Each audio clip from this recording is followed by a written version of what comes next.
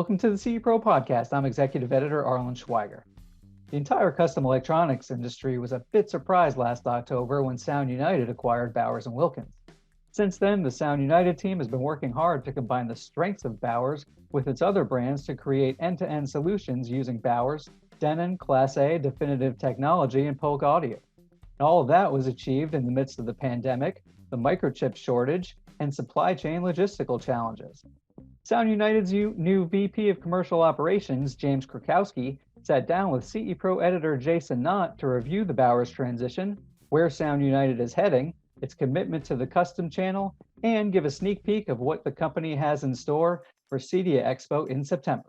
As always, be sure to subscribe to CE Pro's YouTube channel and hit that like button on our videos, or subscribe to the CE Pro podcast on Apple and Spotify and leave a review.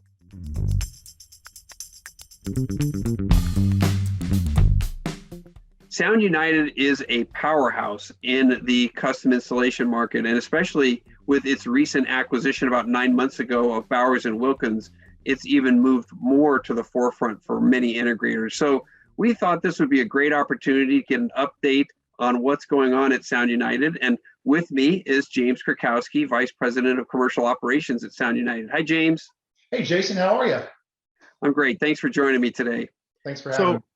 First, tell us briefly about your new role at Sound United. Yeah, Jason, so I'm extremely excited. As you mentioned, Sound United acquired Bowers & Wilkins back in October of 2020. And post that acquisition, they asked me to stay on and run sales and marketing for all the Americas for all of their brands, which is quite exciting for me. Fantastic. Can you give us just a quick update or overview? What are all of the brands within the Sound United realm? Absolutely. Like you said, it is a powerhouse of premium audio brands. So along with Bowers & Wilkins acquisition, Sound United incorporates the Denon and Marantz brand, the Class A brand, Polk Audio, and Definitive Technologies. So quite a few great brands. Yeah, all brands that are renowned in the industry. Okay, so give us a sense of what is the overall strategy that Sound United has in place for the custom installation channel, and specifically some of the programs you are doing for dealers. Yeah, absolutely. So the custom integration industry is absolutely a strategic imperative for us.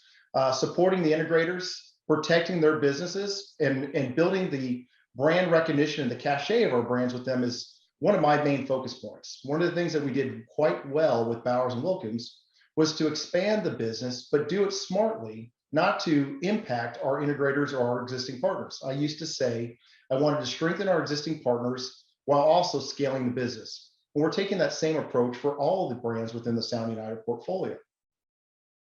So talk a little bit specifically about some of the specific policies you have in place, for example, regarding protecting authorized dealers and margin and things like that. Absolutely, Jason. So a couple of things we're doing. First off, we are taking a new approach to ensure the protection of our brands with a new UAP compliance committee. And really this committee, although it is focused on not only protecting our position in the marketplace, but also protecting our dealers with the positioning of our products. We're also using this new part of my organization to protect our distribution. Each one of our dealers or our partners are our dealers and partners, and we take great pride on who we are authorizing to sell our brands. In many cases, we've cleaned up our distribution and have taken a less is more approach like we have in the past with Bowers with some of our other brands. So not to over distribute our products, but make sure our brands and our products are available to consumers through the right channels. So speaking of channels, just specifically, are all the brands sold dealer direct, or some of them sold through distribution? We do have several distribution partners across the Americas, but even through our distribution partners, we are putting together an authorized retailer program to ensure that we authorize every single dealer, whether they buy it direct from us or through our distribution partners, on who is authorized for each individual brand, or even down to the category level. All right, fantastic. So with the acquisition, let's go back to the Bowers & Wilkins acquisition, as you mentioned last October. What are some of the benefits that has brought to Bowers & Wilkins being in the fold with Sound United? Well, I'll tell you what, it's been a really great acquisition, and it has provided a great deal of scalability and resources to the Bowers brand. going to allow us to bring more products to market faster, as well as provide efficiencies in the way that we're bringing our products to market. A big part of that is with a lot of the challenges today in supply chain. Having Sound United's resources for the way they move all the brands across the globe is providing efficiencies to the Bowers brand and a benefit to our customers. Although it may not feel like it at times, it certainly is. Yeah, you hit on a pain point. We'll talk about that a little bit later. But so let's kind of take the reverse osmosis here. What are some of the things that Bowers has brought to Sound United? Well, I say what I'm most excited within the Americas is a lot of the Bowers team has stayed intact, but is now supporting all the Sound United portfolio brands. And so I think those that have worked with us in the past recognize what team was in place. So bringing Bowers team in to support the existing foundation that was already set by Sound United for their other brands has been a really great benefit to Marantz or to Denon, Definitive Technology, as well as Polk. Another part of it is also taking the strength of our resources in audio and bringing that into the development of other Sound United brands is a benefit to the business. Tell us a specific structure that you put in place to bring education and products to the dealer channel. Absolutely, Jason. I appreciate that. We actually put a commercial zone management structure in place to support the Americas within the integration market. Along with that, we have sales directors and we have brand activators tied based on a commercial zone to support bringing education, training, solutions, and problem solving for all of our brands to better support the integrator. We want to ensure that all of our integrator partners have a direct line of communication with Sound United to support all of our brands. So this is a brand new structure that you've put in place. This is a brand new structure post the integration and acquisition of Bowers to better support all these brands and really to ensure that we allow each brand to stand up independently, but we can bring synergies to those brands together. Okay, so for the first time in several years, we're actually going to get together in person at CEDIA Expo coming up September 1 through 3 in Indianapolis. Tell us what Sound United has on tap for CEDIA Expo. Well, I'll tell you what, Jason, I'm so excited about CEDIA and being back in person. There's something energizing to be back with people and collaborating in person. But specifically, bringing all these great brands together in one place is really going to help us drive the brand value with our integrated partners. One of the things that I'm excited about is how we can start showing solutions for all of our brands. Taking Bowers into consideration, how we take the strength that we've seen over the last 2 years in growing the Bowers brand in the CI space, but now allowing us to bring Denon and Marantz into that consideration to provide a better solution.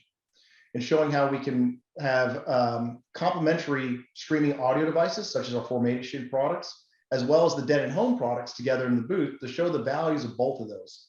I think it's going to be really exciting to be able to see all these great brands together, whether that is Polk, Definitive Technology, Bowers, along with Class A, Denon and Marantz, to show the solution that if you come and work with Sound United, we have products to meet all of your needs across all the customer bases.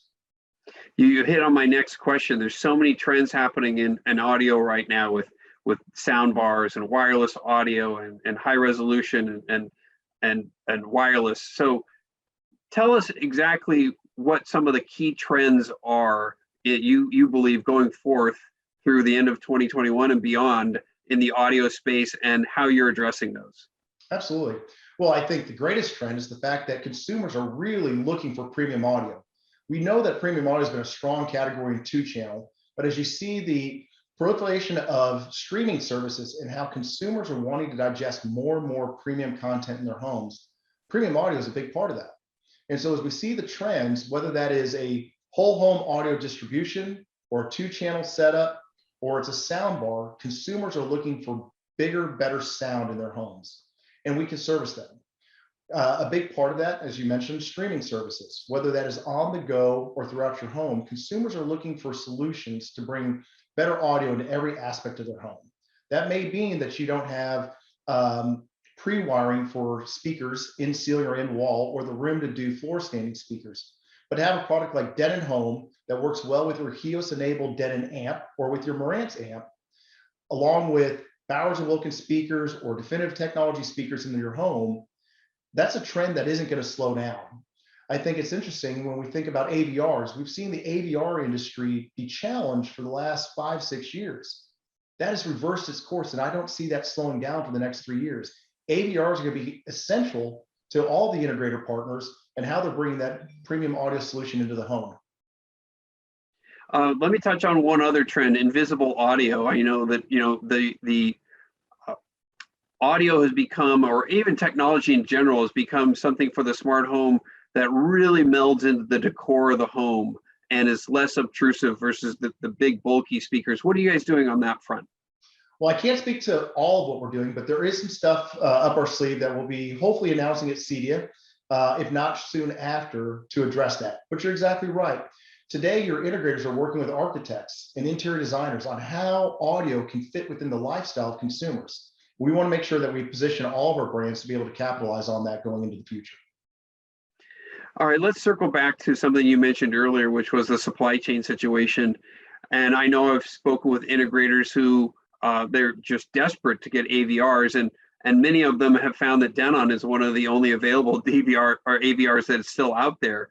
And so, what is the state of what's going on in the supply chain, and when is it going? Are we going to get back to some sense of normalcy?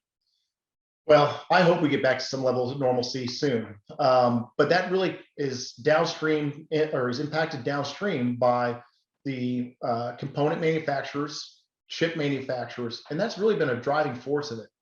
If we look at our business today when it comes to AVRs, our business is growing substantially, but we're still not meeting all the needs of all the customers who are out there. And so to your point, what we are trying to do is provide better visibility with our partners on what the supply looks like. How do we build out full year plans on incoming supply? And so it is going to get better. But the question I ask myself every day, am I going to be able to meet the needs that are out there in the marketplace? And the answer to that is no. But are we going to be able to meet the needs or improve our business year over year? The answer is absolutely yes. So I wish I could give a more definitive answer of when it's going to get better, but it is getting better. And we see that in the numbers. And we suspect that as we get into 2022 and in 2023, things should return to more normal levels. So as part of this situation, not necessarily the supply shortages, but as you hit on, just the amazing demand that's taking place. So if you really kind of look at it, there's really a good situation going on because the demand is so strong right now. That's exactly it, Jason. It's a high class problem to have. We had a lot of supply. Our business is up year over year in AVRs, but the demand is so high, we just can't meet that customer demand right now. Yeah. And regarding AVRs, we mentioned, what about on the speaker side? Is that a little bit less stress environment? It is, because it's less dependent upon raw components, silicone chip being the biggest issues right now. But those are being more challenged by supply chains and just moving containers out of Asia or out of Europe into the Americas. Seeing some staggering statistics on the number of containers trying to get back to Asia to be filled and brought back over. That eventually will work itself out. And when it does, you'll see the speaker products become more normalized.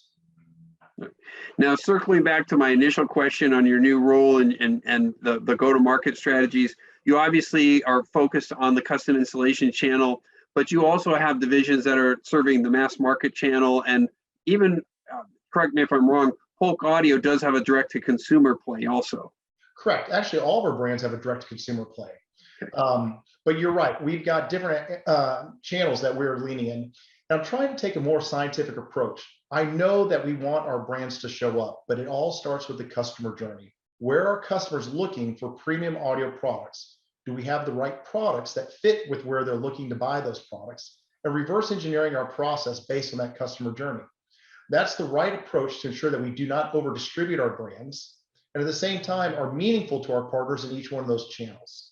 So we're taking a scientific approach, and we're continuing to address and adjust what our strategy is based on the products we're bringing to market. But we want to make sure that when we have these products in market, whether that's Polk Audio or that is Bowers and Wilkins premium speakers, that we're not diluting the marketplace with too many partners in a single space. So Bowers and Wilkins has tremendous strength also in the automotive space. Tell us a little bit about, is there a tangible, measurable spillover effect that you see from customers who see that premium audio in their their high-class vehicles and want to have that same thing in the home? Or is it just really, it elevates the brand awareness overall? A little bit of both. It does elevate the brand awareness because those customers that are buying and paying for the upgrades in their cars are also the same customers that are looking for premium audio in their homes. And they do connect the dots. And so you do see the spillover from both sides of it. Builds brand awareness and consideration, but at the same time, consumers have that experience. They know what they can expect when they step into their car. They want that same experience when they're in their home, or vice versa. They know that they are pleased with their experience in their home, and they're looking for that same experience when they're in their car. All right, there's so much happening in the audio space. I really appreciate you taking the time with us today. James Krakowski, thank you for joining CE Pro. Thanks, Jason. Appreciate it.